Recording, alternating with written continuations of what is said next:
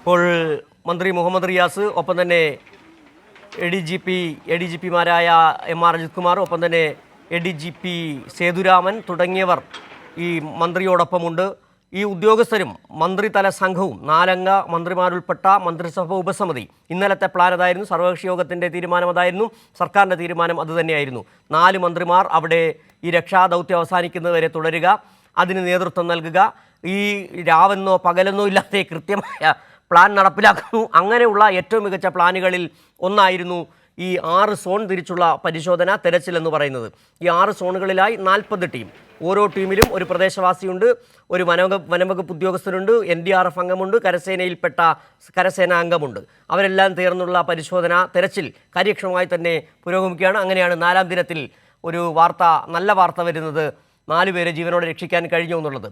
ഇനിയും ഇന്നത്തെ ദിവസം ഈ 4ാം ദിനത്തിൽ വലിയ തരത്തിലുള്ള നല്ല വാർത്തകൾ പ്രതീക്ഷിക്കാൻ കഴിയുന്നുണ്ട്. പടവട്ടിക്കുന്ന് എന്ന് പറയുന്ന സ്ഥലത്ത് തന്നെ ഇനിയും ആളുകൾ കുടുങ്ങിക്കിടക്കുന്നുണ്ടാകാം എന്ന് തന്നെയാണ് പ്രദേശവാസികൾ പോലും നമ്മളോട് പറയുകയും ചെയ്തത്. തെരച്ചിൽ ഇപ്പോൾ കൊടിക്കുന്നിൽ സുരേഷ് MP കൂടി അവിടെ എത്തിച്ചേർന്നിട്ടുണ്ട്. അതിൻ്റെ തത്സമയ ദൃശ്യങ്ങൾ ആണ് നമ്മൾ കണ്ടുകൊണ്ടിരിക്കുന്നത്. വലിയ തരത്തിൽ കേരളം ഒന്നാകെ വയനാടിനൊപ്പമാണ്. ലോകമെമ്പാടുമുള്ള മലയാളികൾ വയനാടിൻ്റെ ദുരന്തത്തിൽ പകച്ചു നിൽക്കുകയാണ്. വയനാടിൻ്റെ വിഷമം മലയാളികൾ ഒന്നടങ്കം ഏറ്റുവാങ്ങുകയാണ്. പക്ഷേ പകച്ചു നിൽക്കാതെ കൂടെ നിർത്തുക എന്നുള്ളത്, വിഷമിക്കുന്ന വയനാട്ടുകാരെ, ഒറ്റപ്പെട്ടു പോയവരെ കൂടെ നിർത്തുക, കരുതലോടെ നിർത്തുക എന്ന മലയാളിയുടെ മനസ്സ് വയനാടിനൊപ്പമാണ്. ഇനിയും ചൂരൽമലയെയും മുണ്ടക്കയെയും പഴയതുപോലെ ആ നാടിനെ അതുപോലെ തന്നെ കൊണ്ടുവരിക എന്നുള്ളത് തന്നെയാണ്. അവിടെയുള്ള കുട്ടികളുടെ വിദ്യാഭ്യാസം യാതൊരു കുറവുമില്ലാതെ നിർവഹിക്കുക എന്നുള്ളതാണ് കഴിഞ്ഞ ദിവസം സർവകക്ഷി യോഗത്തിന് ശേഷം മുഖ്യമന്ത്രി പറഞ്ഞ പ്രധാനപ്പെട്ട കാര്യങ്ങളിൽ ഒന്നാണ് അവിടെയുള്ള കുട്ടികളുടെ വിദ്യാഭ്യാസം മുടങ്ങാതിരിക്കുക എന്നുള്ളത്.